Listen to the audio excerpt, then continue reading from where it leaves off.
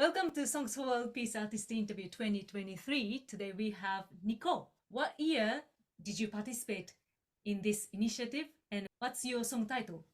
The name of my song is Alma Cantarina, and I premiered it in 2022, and I was amongst another set of Songs for World Peace artists, and we all released it in 2022. It means singing soul. Alma is soul, and Cantarina means singing soul. What motivated you to compose the song about world peace and participate in this initiative? Originally, I was writing the song Alma Cantarina because my aunt was having a baby, and actually, in my family, my dad, who's Costa Rican, he is one of three kids, and I'm the only child, but he's my stepfather. So there have been no like blood children yet. So I'm the only one, and I didn't have any first cousins on my dad's side. But then one of my aunts, she was pregnant, and she told us that she was going to be having the baby, and that regardless of the gender, that she was going to be naming the baby after me. And so Wow. I was super inspired to write something for the baby. And I was thinking about what sort of message would I want them to be able to carry on throughout their life, because obviously now he will be much younger than me. His name is Nicolas, of course, and so he's born, and now he is healthy. He just celebrated his first year of birth, actually. And I was thinking about, like, what if I had to teach some sort of lesson or pass on some sort of message that he would be able to take with him long after I'm gone. And it was I was thinking about to like go forward in life with like happiness in your heart, and to be able to carry it wherever you go. And I wanted to include that in the song because after I had written the song, um I was also thinking about, I mean, in the beginning it was more the beginning of the writing process, the song was definitely more visual, and it was more of like, um it's beautiful outside, look at the trees and blah. So I was almost like near the finishing process, but then I was asked by Utako to write a song for Songs for World Peace and to represent Costa Rica. And so I was like, I'm going to be writing this song for my nephew, or actually my cousin. um I was writing the song for my cousin anyway, so I wanted to be able to make a song that would both be something that could be dedicated to him, and then also be able to say, I'm also featuring the song for you in Songs for World Peace. And so then the message of the song changed a little bit, because I wanted it also to be something that was to be like for anyone to celebrate that sort of thing, so not just specifically him. There are a couple things that, I mean, there actually, I think in the song there's only one thing that is like specifically Costa Rican, which is the national flower of Costa Rica. And so in the very beginning of the song, in the first verse, I say guarias moradas, which is the national flower. And so I said, "Yo huelo las guarias moradas," which means I smell the guarias moradas. And so it starts off as very visual. Actually, the verses are quite visual. The chorus is about like touching the sun with joy, and hugging my neighbors, dancing with other people in the night. And so it in the choruses it's more about embracing other people. And it's less about like, I have coffee with bread in the morning, and then I hear people dance, or I listen to tunes in the street. So that's like what the verses are, but then the chorus is meant to be more of like embracing other people rather than just scenic things. And so I wanted to I wanted that song to also represent that message that I want him to carry on. Because also the last line of the chorus is, and then to share this love wherever I go. And yes, it means to carry that love wherever I might go. So the idea of that was also to be, and to also pass on the amount of love that I'm getting from smelling the beautiful flowers, and to listening to the children in the street, and all of these things that I'm surrounded by, all of the joy and nice things, and be able to take that and carry it with me wherever I go. Beautiful. Yeah, so it was a very well-rounded assignment, because I got to help with both the Songs for World Peace, and then also finish the song for my cousin. Right. And people, when people think about world peace, it's too wide, but it's actually starting from, ourselves and then our community, which is our family. And Yes. your song really capture that. Thank you. What does your song tell the world, and share with us the background and what brought you to write the song? When I was writing the song, I also wasn't sure if it necessarily applied to world peace, because I feel like world peace is definitely more of an assertive action. So it's like you wanting to express yourself, and you have to do it externally, because like world peace has to be amongst everyone. It's not just like peace with yourself. But then I was thinking that I feel like a lot of world peace has to start with inner peace first. Yeah. So that ability to recognize love for yourself, and to embrace things around you in a beautiful way, and to recognize that beauty wherever you're going. So it's not just like a piece of art that is intending to be beautiful. I mean, like flowers don't intend to be anything but flowers, but we find them beautiful, and we find the beauty in Right. flowers, for example. So I was thinking that it's similar to how, if like appreciating culture that is unfamiliar to you, it starts with you like finding peace within yourself, so that way you can appreciate the beauty externally as well. So then you go into other cultures, and like maybe this isn't intending to be beautiful, but then I find the beauty in it. And so I feel like a lot of world peace, a lot of external peace initiatives have to start with working on yourself too. Yeah, totally. Yeah, thank you for saying that. How did your song or your participation in this initiative positively impacted you?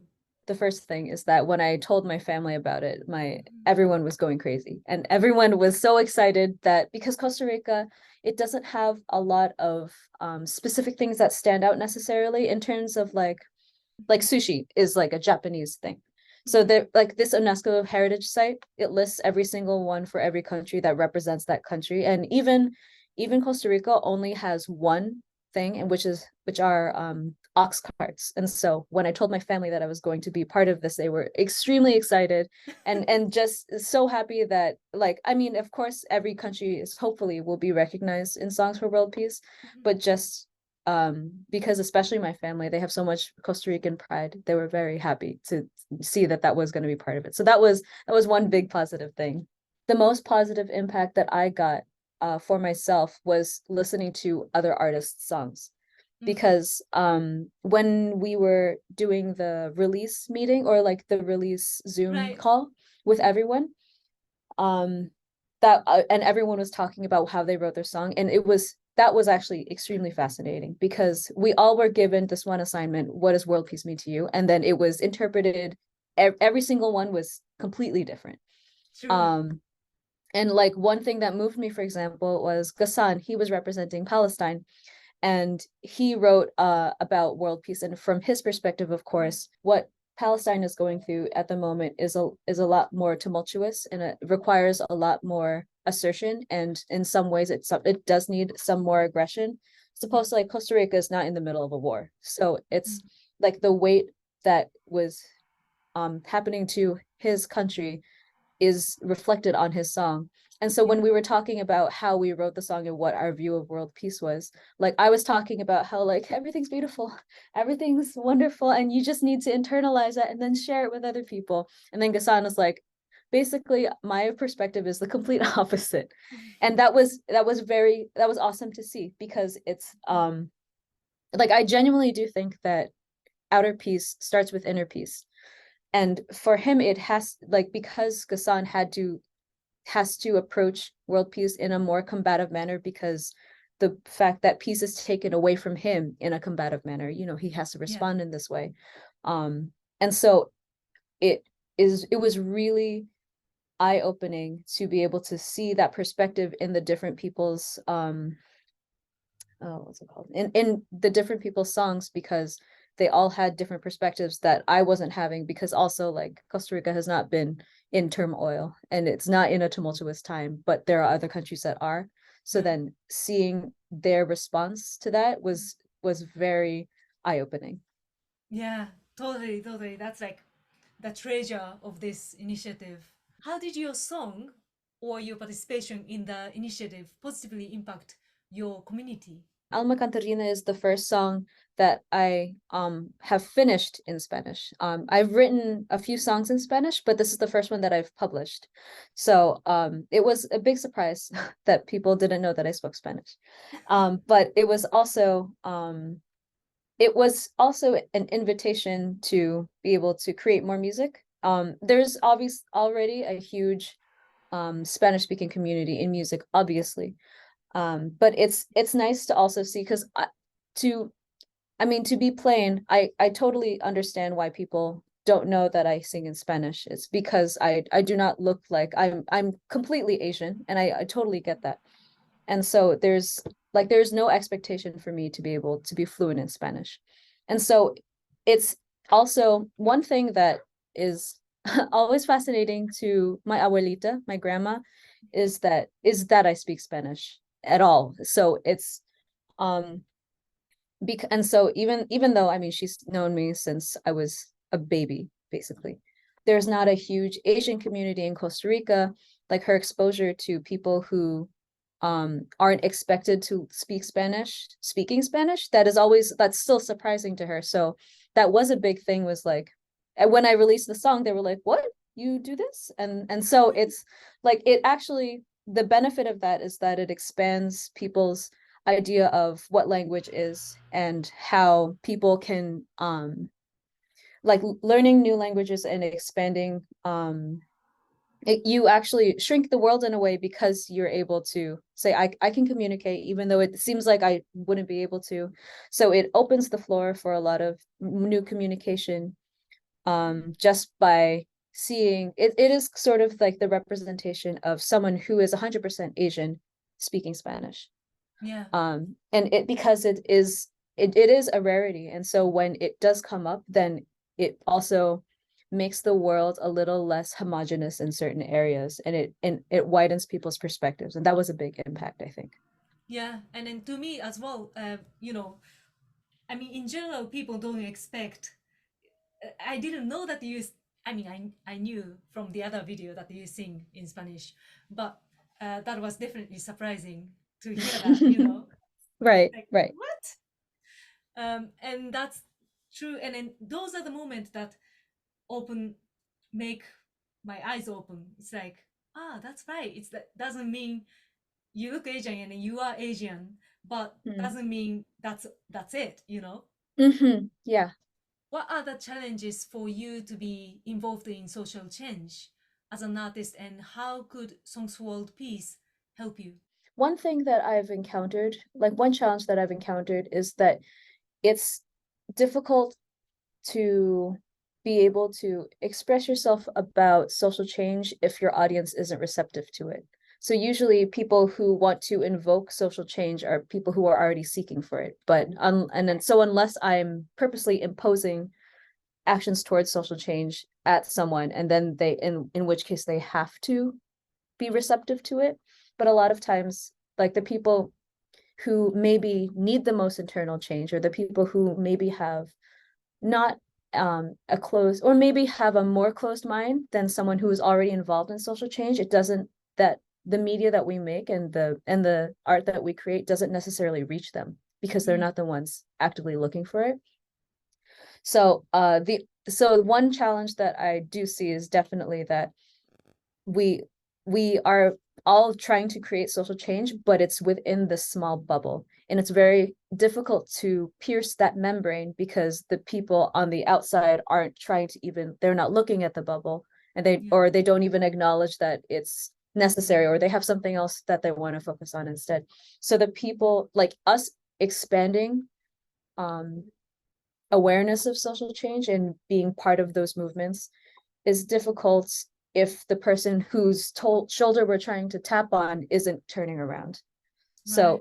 So the challenge would be in being able to talk about social change in a way that's receptive to people who aren't actively seeking it. I think that Songs for World Peace is already a wonderful platform for people to be able to come together, because I think one big thing about Songs for World Peace is that I've met so many people from different countries that I wouldn't have met otherwise, and it's through this web of artists that we're able to meet each other and talk to each other.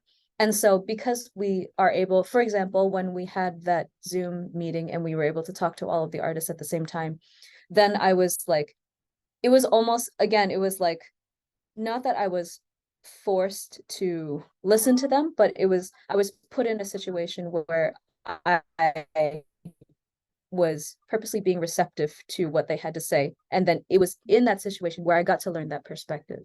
But it's not like there aren't like people who are like more close-minded people who are willing, like 500 people that you're able to like trap in an auditorium and tell you, this is what we need you to do.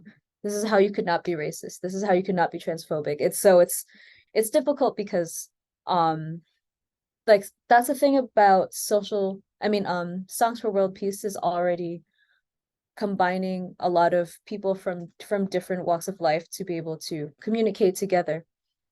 And so honestly, what Songs for World Peace can do is just continue to do it and to be able to bridge the gap between different places. Because I think that's the only thing that's really missing is that it's not that it's not that I don't want to listen to music from Tunisia or something, but it's not like I have the means by which I would be even able to introduce myself unless I literally went on YouTube and went Tunisian music. Right. So like you have to have that curiosity in the beginning to even do it. And so being a part of Songs for World Peace, it was already that I was part of this community and platform, and then it was just given to me. And so in that way, Songs for World Peace, I suppose something that could happen is some sort of because it's already helpful that Songs for World Peace is bridging the gap. So then doing it in a way where maybe it's like, hey, check this out. This, and then like talk about the culture or something like that. Because then it's like, here's a song, and then here's what the song is about. And so again, that will only be receptive by people who are seeking it out. But I think that providing that information readily available for someone, so that way they don't have to like click on a link to another link. Because I know that Right. it's this thing, especially on social media, that it's like people are only willing to ingest whatever is the easiest to access. True. So I think that if Songs for World Peace makes it easier for people to access all of these different types of music, instead of like, if you want to check us out, go to our website, but then you have to go to our YouTube channel and then click on this artist, and then you might have to click in the link in the bio. So as long as Songs for World Peace can make it easy, to make it approachable, I think would be a big stepping stone into making people aware and more receptive to social change. Great point. When you said about, people who is not even willing to look at the social changes that might be needed, Mhm. what I mean, we have so many ways to approach, but what would be one of the solution that something we can do? Shall we just ignore those people and then just focus on the people that we have, in a way, like people who is already interested in? Or is there any way that we can reach out to them?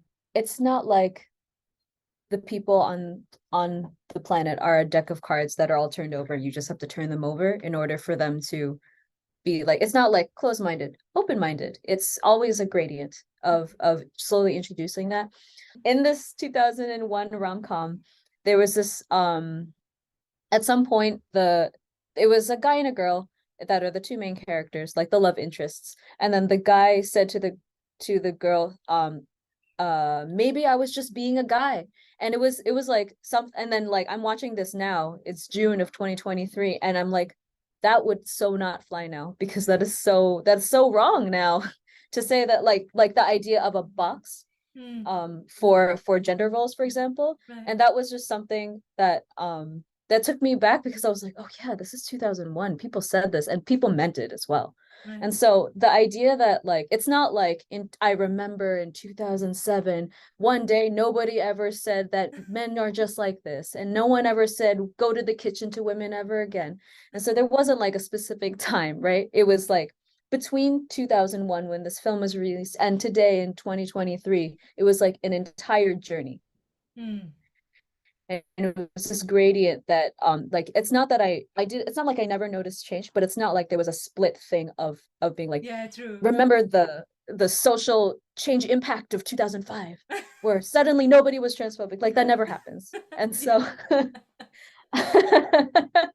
so I think that in order to reach people who aren't actively seeking to be part of social change movements, I think it just has to be, it has to just happen slowly and gradually, where it's introducing the idea of social change and making, continuing to have that conversation Mhm. and across everyone. Because the other thing is like the idea of Pride Month, for example, that's only been within the past decade, if even. And so, but now there is more open-mindedness now than there ever has been about people in the LGBTQIA plus community. So the fact that it started off as like in 2001, I'm just a guy, I like girls, and then now it's a much more open and fluid conversation. Mhm. I think that it's not that there is a point B to get to. I think it's just about pushing the gradient to go in a certain direction. So Right, right. it's about, it's not even about saying that I'm going to grab this random person who's closed-minded on the street and then talk to that person. It's more about I'm going to continue doing what I need to do, and then at some point it will become the norm because more people and more people will be receptive Right. because it will be a constant conversation. It's like it's like when you listen, like if you're looking through social media and then you like hear this thing for the first time, like I have no idea what this is, but then like the more and more people talk about it and you're like, okay, Mhm. I have to Google what this is. Yeah. It's kind of like that, right? True. Where it's like just purely from exposure, it becomes a curiosity. It's like, what is that? What are these people talking about? And so then I feel like if we just continue having the conversation, then curiosity will continue to spike. Mhm. And then there will be more and more people receptive. It's like a product early adapter, and then That then that is it. I mean, like in a way, this it like we kind of have to treat it like a business, especially in the modern day where every like there are a lot of capitalist societies, and I totally understand that. Mhm. So that's why it's like if that is the way to, if doing it gradually means that it will happen, then I mean that's better than just like being like I'm right, you're wrong, because then that's also like that's the opposite. Yeah, That's yeah. actually the problem, is saying that this is the right way. Mhm. Instead, it's about, it's not about like I'm correct and then you're correct. It's like I have this thought, you have this thought. Let's see what the combination of us talking together will lead to, and then it'll go one way or the other. And then it just needs to be a conversation that continues though. Yeah, yeah, totally. And also, it's good to have the common ground of, okay, we both agree that we need to coexist. Yes, that's true. Yeah, we both need to coexist. So then Yeah, let's make it work. I mean, yeah. it's like siblings where it's like, okay, we have to live in the same house. So we might as well make it work. That's true. What would be the potential impact that you and your music could make to the world? I would definitely want more exposure for Costa Rica. That is something that comes into my mind just because um that this is a common thing when people ask me about Costa Rica. If they say like, where are you from? And I'll be like, my mom is from Hong Kong and my biological dad is Filipino, but my stepdad who raised me is from Costa Rica. And then usually that information is followed up by, oh, your dad's Costa Rican. I actually don't know anything about Costa Rica. And so that is a very common like that that route is a very common conversation. So I would just like to be able to increase more about Costa Rican culture. And even if it's just small things like coffee business in Costa Rica, like some very small thing, for example, like my family is from Tarasu, which is, if you ever look at like Costa Rican coffee, if you go to I don't even know, like just a place that sells coffee in a bag and it Mhm. says if it's Costa Rican coffee, I I would say like maybe 70% of the time, if you go to the bottom where it says where it was grown, it'll say Tarasu. And and there's a huge coffee community there. And then it has to do like there's like the culture of like the coffee growing business and how it starts from like being a grower versus being a planter versus Mhm. being a person who owns the land versus who the pickers, and then the people who actually process it, and then the people who like smoke it or not smoke it, to roast the coffee. So it's like this Right. whole thing about the biggest export in Costa Rica. And I feel like it, I mean, I'm sure like coffee is, of course, it's not a Costa Yeah. Rican thing. It's like, oh, it's a worldwide thing. But it's just small things like that where it's like the number one export of this country, it's not even fully recognized. And so like expanding just tiny things like that. Mhm. Um I mean, and I know the Costa yeah, Rican coffee. Yeah. right. Yeah, it's I think those are like more like a known thing though. Yeah, right. I that honestly, I think that that's more well known than anything else. Even for myself, I would like to learn more about the history of Costa Rica. And I know about like pre-colonial history, but even I don't know that well. And the only amount that I know is just because I went out and researched it. Again, it's Mm. what's like just Right, because right. of my own curiosity. I think a big thing would also be to be able to collaborate with other artists actually from that aren't Costa Rican, because I think that a one great thing about art in general, well, actually, the greatest joy of life is collaboration, I think. And Mm. collaboration in anything. The fact that like if you have one cuisine and another and then you combine it, you get take like the greats of one thing and another thing, and then you get to marry it into something that never would have existed if Yeah. they just were kept to be homogenous. Similar to music in the way of like modern day jazz or any sort of fusion.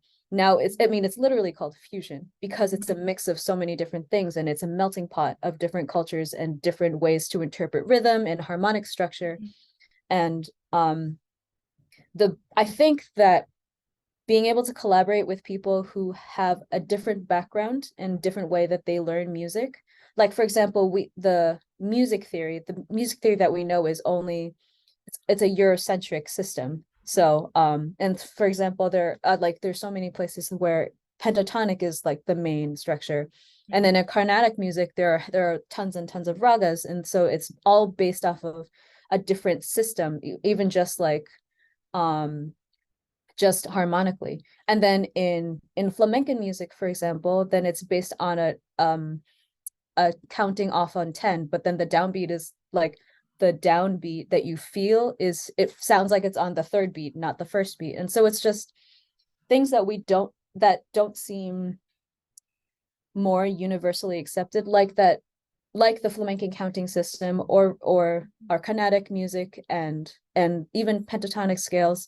I think that when we get to combine those things, it also gets, you get to highlight the like the beauty in that technique as well, which is something you wouldn't be able to do if you just stayed within like your own box, Yeah. so called.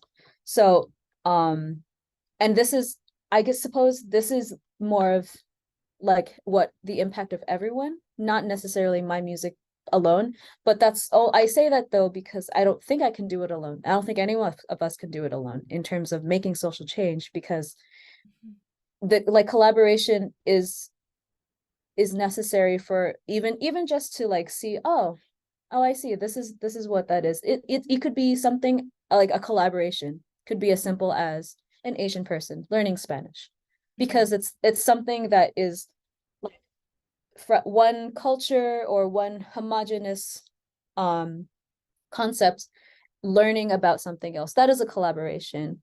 The fact that, I mean, I don't speak Japanese, but you speak, obviously Japanese is your first language, and then we are collaborating by speaking English. And Mhm. even though our home countries, that is not the main language. So it's that that is a collaboration too, Right. is using a different language to be able to communicate with each other. Mhm.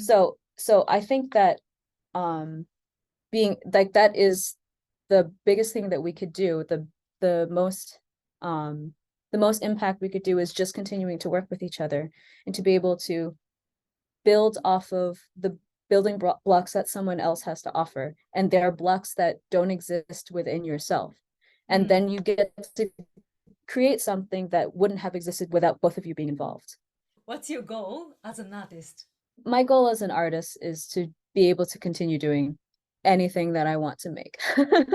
And and honestly, I it's not like I ever expect to retire, because it's not like I consider creating things like the traditional meaning of work, because I would love to just to continue making things for as long as possible. And again, I don't think that I could do that alone. I think I need to collaborate with other people in order for that. I like, a collaboration also involves like me making something and then an audience member receiving it. So I mean, my goal honestly is to be able to do this for as long as I can until I'm physically unable. And um and I mean, I would love to make music, and that be my main source of income. I mean, of course I love my job at Berkeley. I would love to be able to rely on music like completely financially. I think that's a lot of people's goal, because like, imagine how much creativity there would be if we were able to just make it and not be limited by um whether or not I'm going to have food tonight, or Yeah. whether or not I'll be able to buy that plane ticket to see my family. Like, imagine how much we would be able to make, we as in like general we in the world, if um we weren't limited by just the like the standard needs. Of course, money is great. Money is a great system. Money is very important for us to be able to pay and receive goods and services. And this is not a slander on money. Money is Yeah, a I very know, I know. important system. Um, so I guess, yeah, my goal is just to be able to continue to do this for as long as I can, and to be able to keep growing as well. Definitely ingesting as much as I would like to. This is not even a side tangent. I would really like to get into ethnomusicology, because I am completely fascinated by the fact that other music does not sound like music I'm used to. And the thing, like, the idea of that to me is, it's so interesting that someone's norm is not my norm, and which is another thing that I learned through this whole process. But um there are just so many norms out there that are not normal to me, and I want to be able to learn about them, so then I also understand, like, language is also so interesting. Like, the way that people write music is also based off of the language in which it's written as Right, well. right. um and so I think that ethnomusicology is actually is that's basically an entire an entire field on curiosity, that is fueled by curiosity, just because it's like learning about different types, and seeing, and also you also learn how similar some things are, like, True. or that an instrument like a drum, we all kind of know what a drum is, the idea of some sort of head on some sort of possibly cylindrical thing. And so seeing what is similar and also seeing what is different, I'm completely fascinated by that. And so ethnomusicology, I would definitely love to go into that. Wow. I've considered a master's in that, actually. Okay, So come to London. I had a meeting with one of the teacher at SOAS.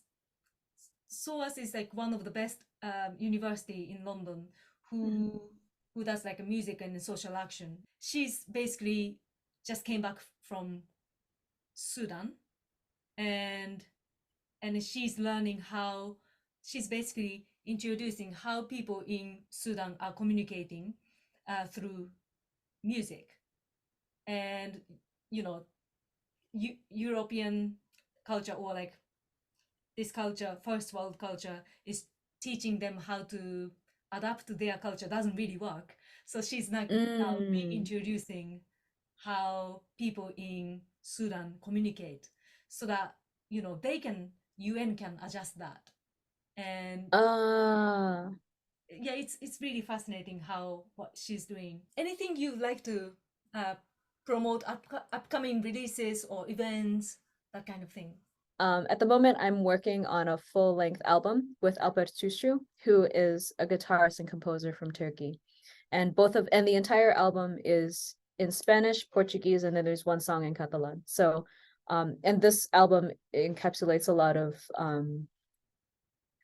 of Spanish music that's in Spanish and in Portuguese, um, and also spans from South America and Central America to the Mediterranean and West Asia. I mean, and West Europe.